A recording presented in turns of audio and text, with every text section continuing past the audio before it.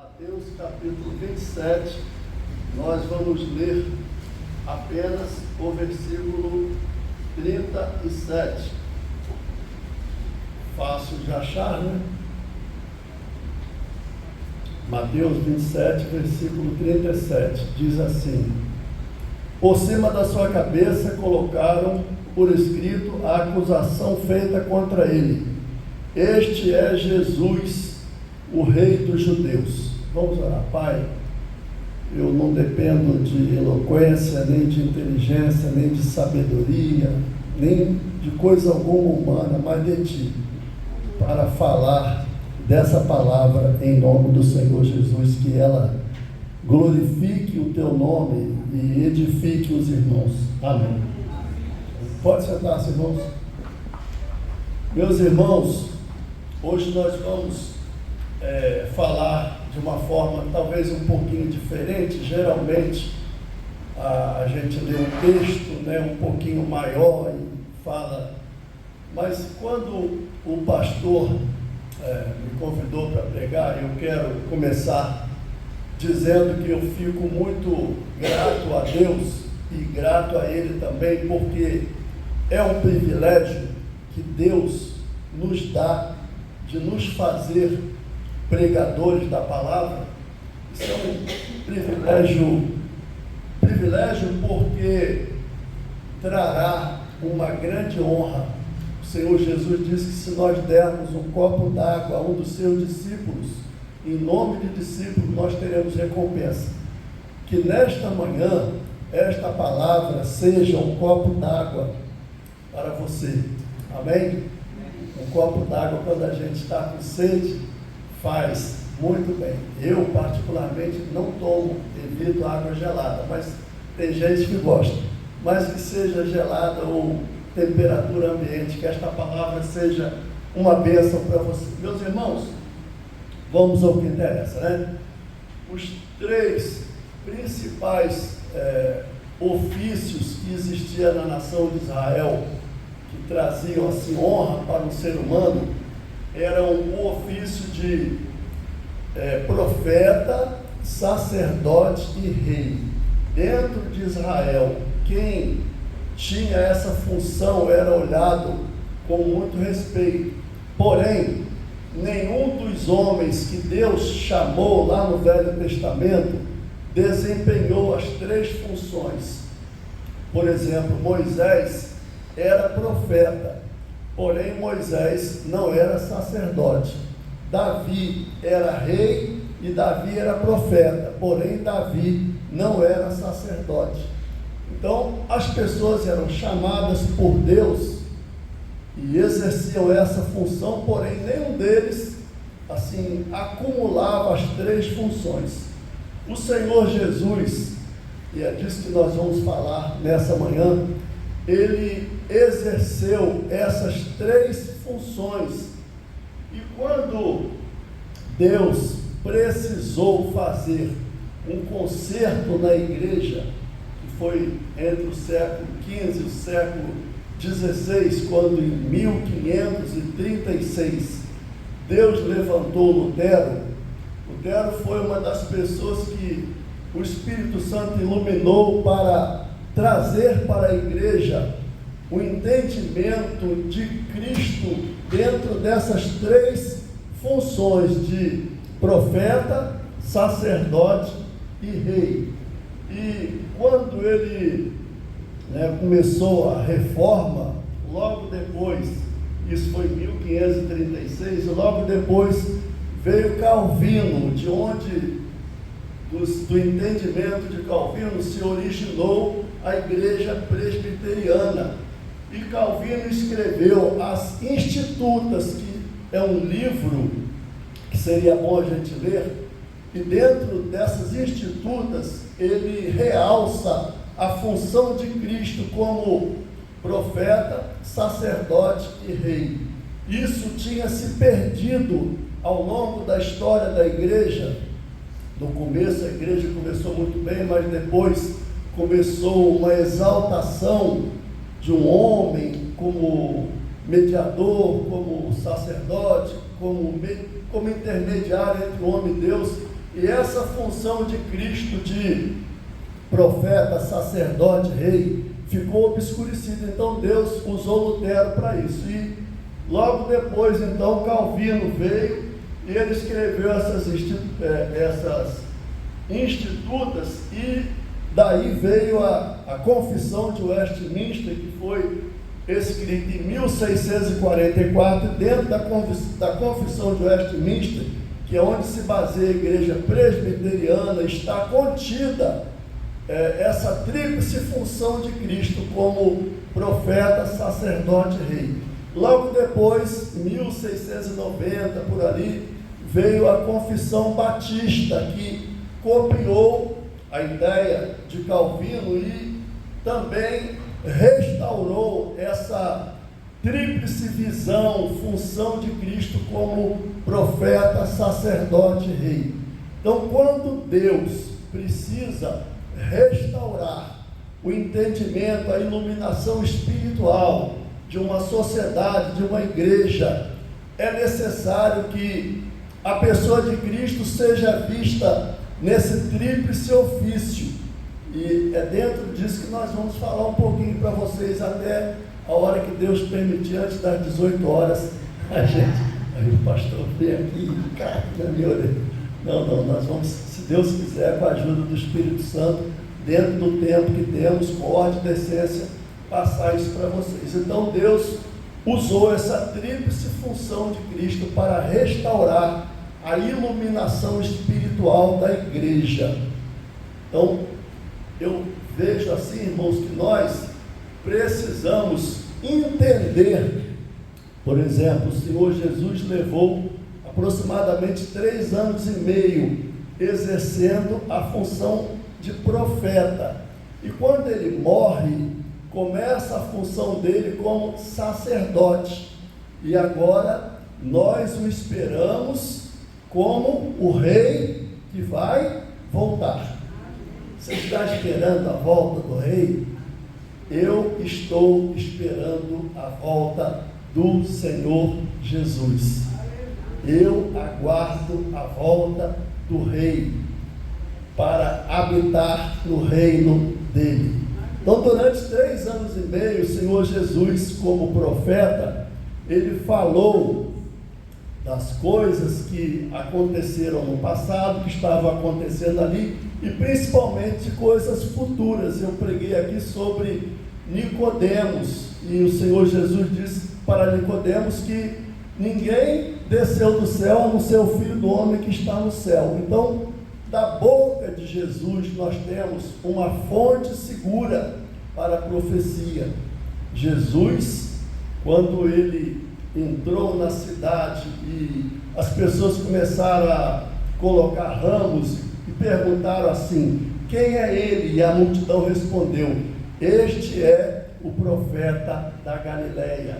Então o Senhor Jesus é um profeta, e a função do profeta era ouvir o que Deus tinha para falar e transmitir para o povo. Há uma diferença da função de profeta, de sacerdote e de rei. Então, originalmente, o Senhor chegou à terra como um profeta.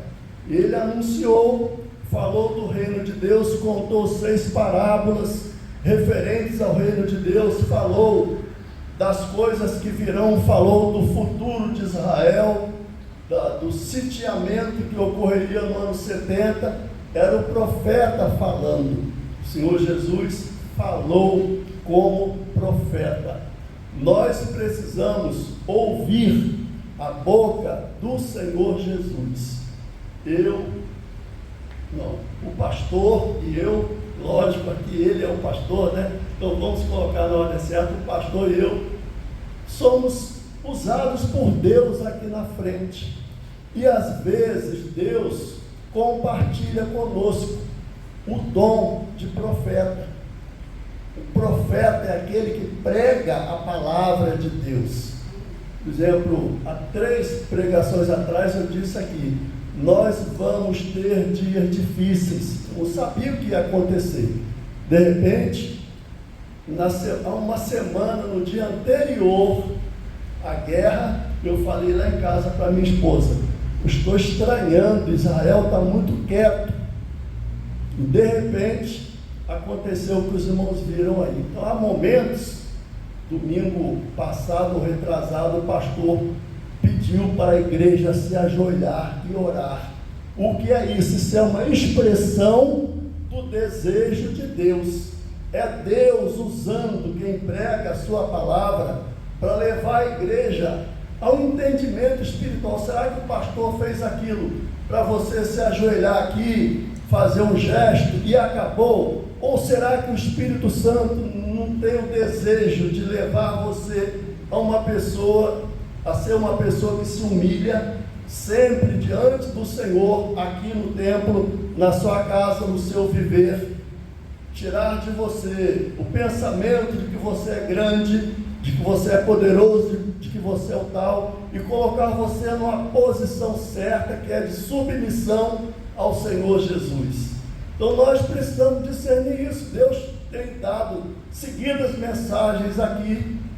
O pastor pregou aqui, já falou sobre o contato de Jesus com Paulo. Deus já me usou para falar aqui do contato de Jesus com Nicodemos, do contato de Jesus com a família de Lázaro. E essas coisas não foram registradas para nossa informação. Tinha um pastor que chamava-se Joel Leitão, que ele foi meu professor. Ele falou assim: não tem nada na Bíblia para você saber, porque ele falava sempre isso na aula. O que está na Bíblia é para você fazer. Então, quando uma coisa é dada na igreja pela direção de Deus, nós precisamos ter aquela postura de Samuel, quando ele disse: Senhor, fala que o teu servo ouve. Nós devemos ouvir a direção de Deus. É por isso, irmãos, que o escritor de Hebreus diz que nós não devemos abandonar a nossa congregação. Por exemplo, uma pessoa, e nós corremos esse risco, de começar, por exemplo, a achar que a igreja está sem graça. Acontece isso com muita gente, e a pessoa deixa de ir na igreja e fala assim: eu vou ser crente dentro de casa. Isso não existe, irmãos. Eu já disse aqui e repito: eu não sou o corpo de Cristo. É uma arrogância a pessoa achar que ela pode ser crente dentro de casa. Mas existe essa ideia hoje. Não precisa ouvir ninguém. Eu tinha um colega que ele não estava nem pensando em dizer isso, mas ele foi meu companheiro no porta-aviões de evangelização. E depois ele começou a ter umas ideias estranhas, uma coisa absurda. E ele agora, ele acredita, por exemplo, que a palavra de Deus é só de Romanos a Hebreus. O que Pedro falou não é importante, o que Tiago falou, o que João falou não é importante. E essa pessoa de quem eu estou falando, esse colega, ele tem cerca de 150 seguidores. Tem gente que está dentro da igreja e escreve para ele, pede conselho a ele. O Socorro sempre falava para mim: olha, se afasta dessa pessoa, porque a Bíblia diz que o homem herege, depois de uma admoestação, evita. Então ele abandonou a fé, ele tornou-se um profeta falso, que não testemunha do Senhor. E existe esse perigo de ter profeta falso, e tem muito profeta falso na televisão. Tem muita gente ensinando que você é abençoado se você passar em cima do vale de sal. Isso é mentira. Tem gente ensinando que se você der sua casa, você é abençoado. Isso não é uma pessoa usada por Deus, irmãos.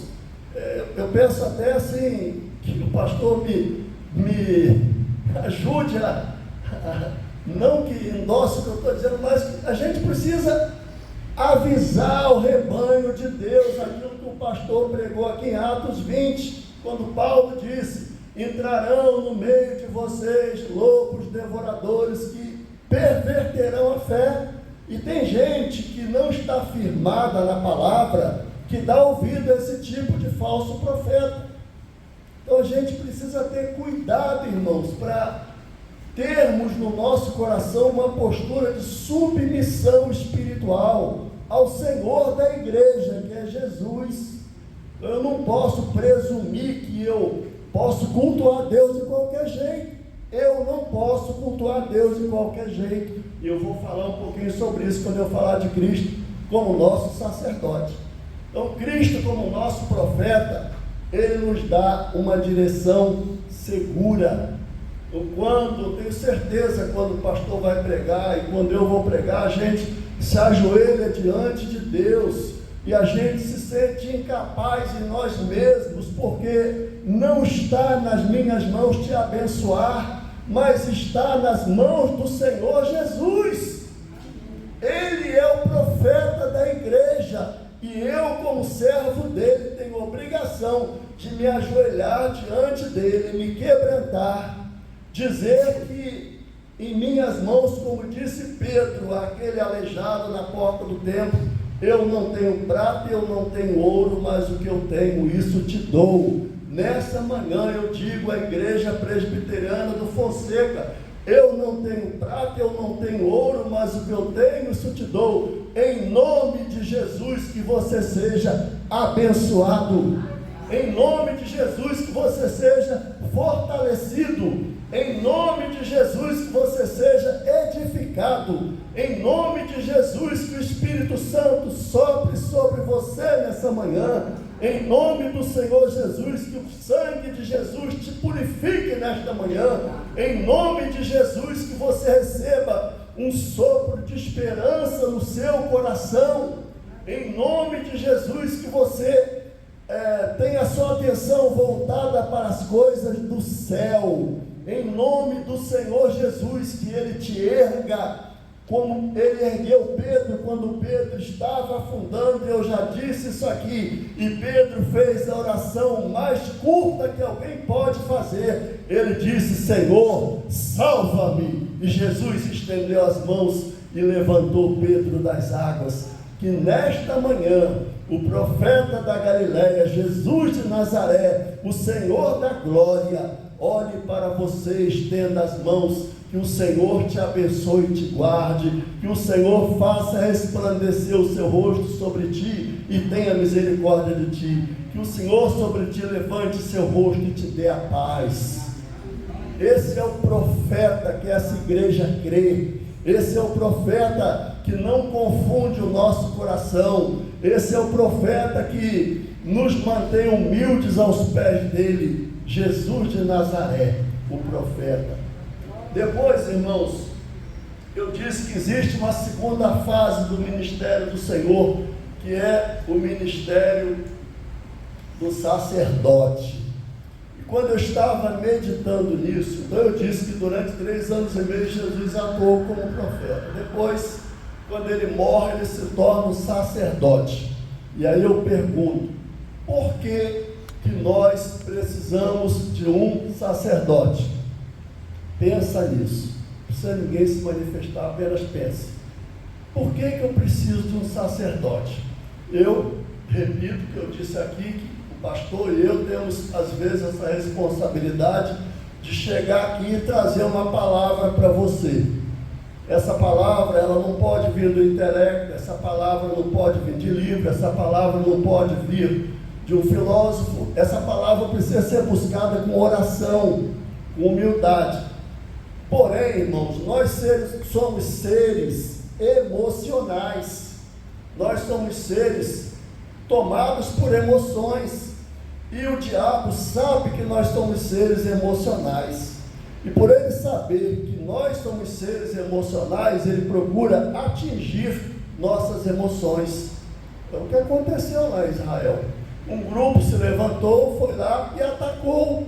O que aconteceu? Israel está tomado de um desejo de vingança. Quando nós esqueçamos agora a guerra, quando nós somos tomados por uma emoção forte, nós pecamos, porque nós cometemos excesso. Por exemplo, alguém me dá um tapa no rosto. Vou falar uma coisa mais simples. Eu estou lavando louça em casa. Eu lavo meio mal, mas lavo. Pode dar um sorrisinho aí. E aí, isso é verdade que eu vou falar. Às vezes, na tampa da panela, eu deixo lá uma coisinha, porque eu nunca vou lavar a louça igual a minha esposa lava. E aí ela olha e fala: olha aqui o que você fez.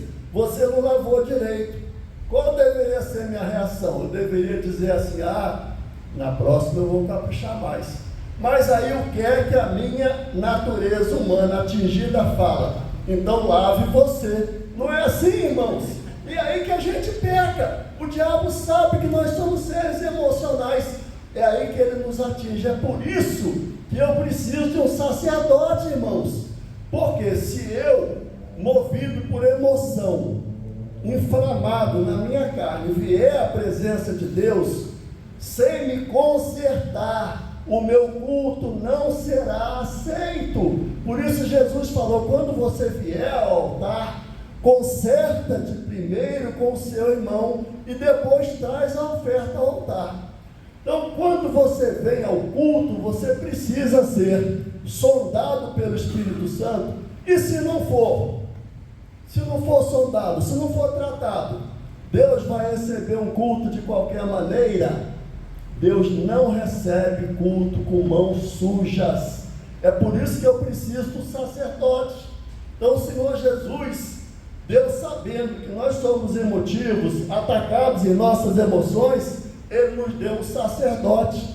E lá em Hebreus capítulo 5, o escritor diz assim, que Deus olhou para o Senhor Jesus e disse: tu és sacerdote eternamente.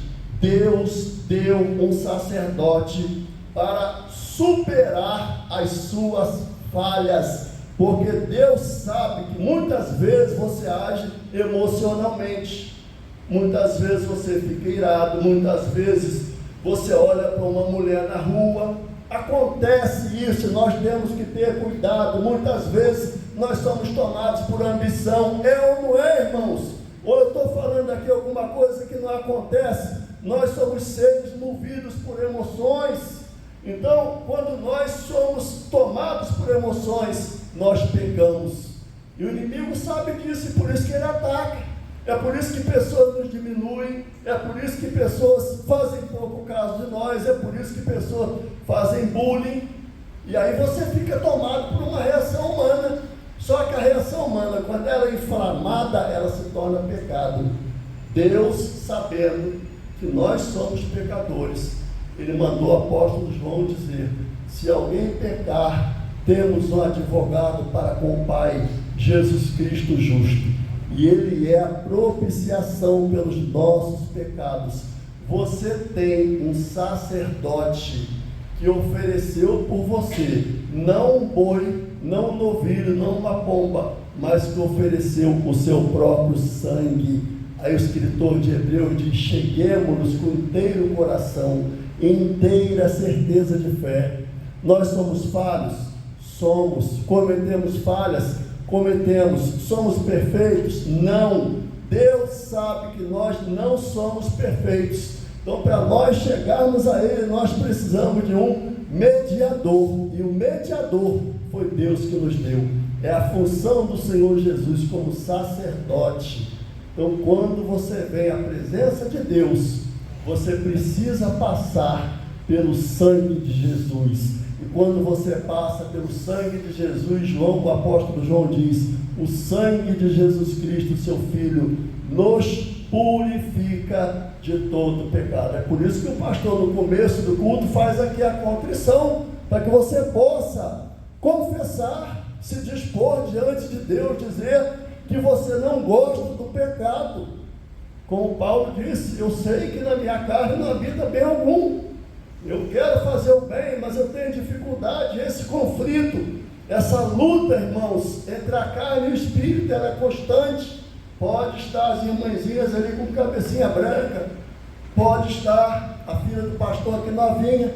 Todos nós somos assolados por esse conflito, somos atacados em emoções. O idoso peca, o jovem peca. Então nós temos um sacerdote chamado Jesus de Nazaré. O sangue dele nos proporciona acesso ao Santo dos Santos. Quando ele morreu na cruz, o véu do templo se rasgou, mas agora ele vai voltar como rei. O véu rasgou quando ele morreu. Quando ele voltar, o profeta Zacarias diz que o Monte das Oliveiras vai se fender, ele vai pisar ali.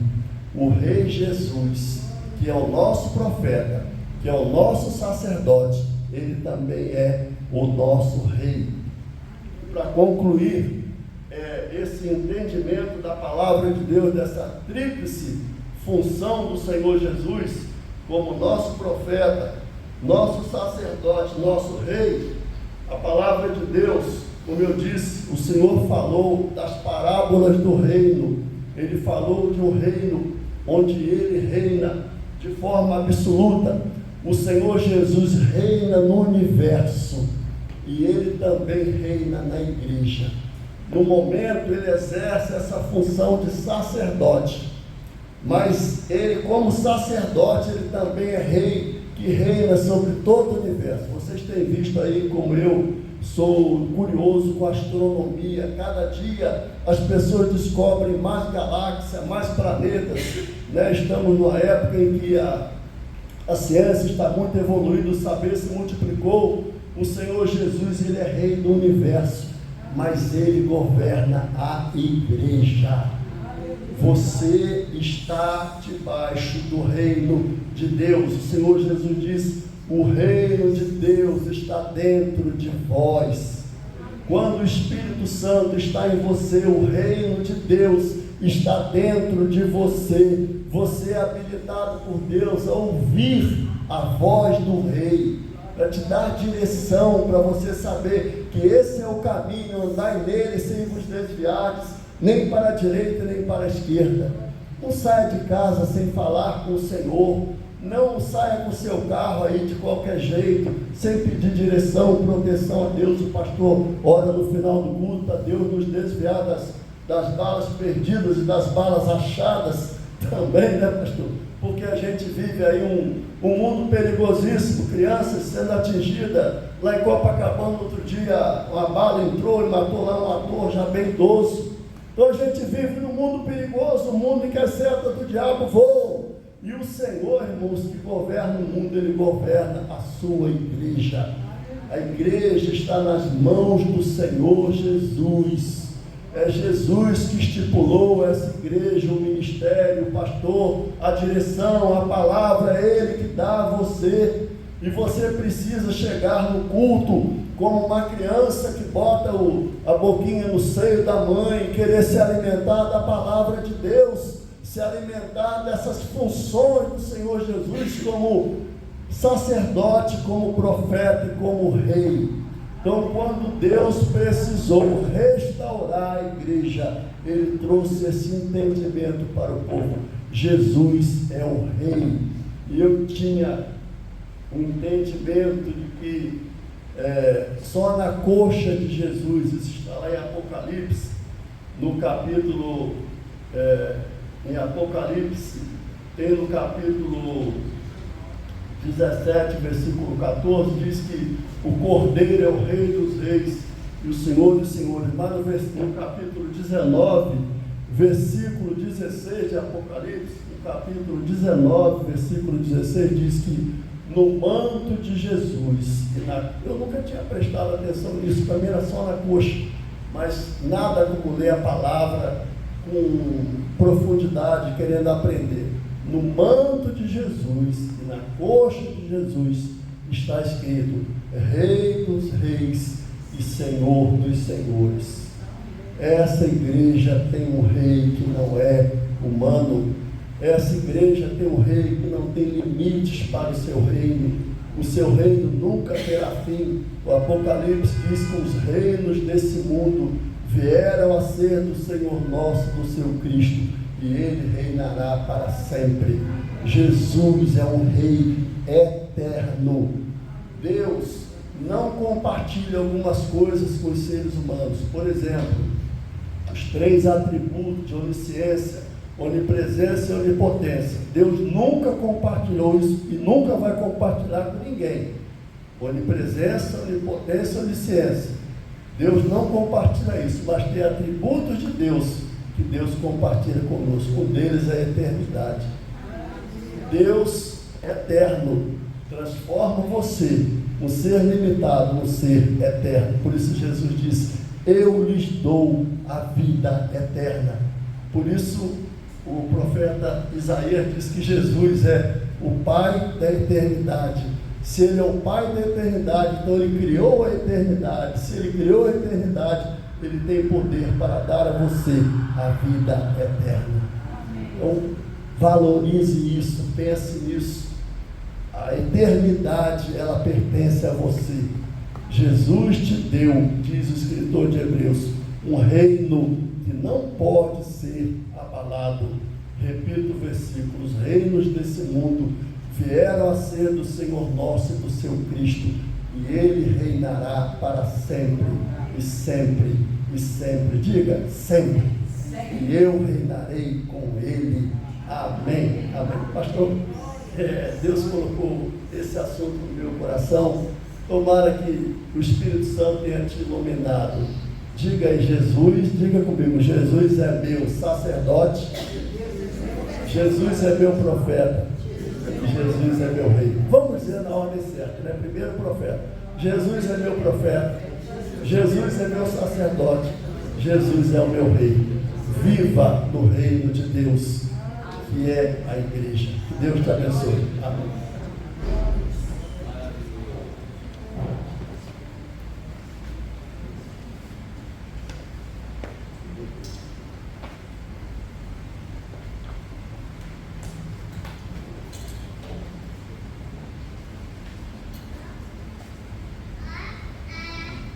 Queridos, vamos cantar a música que fala sobre o reino de Deus para finalizar o nosso culto. Aleluia.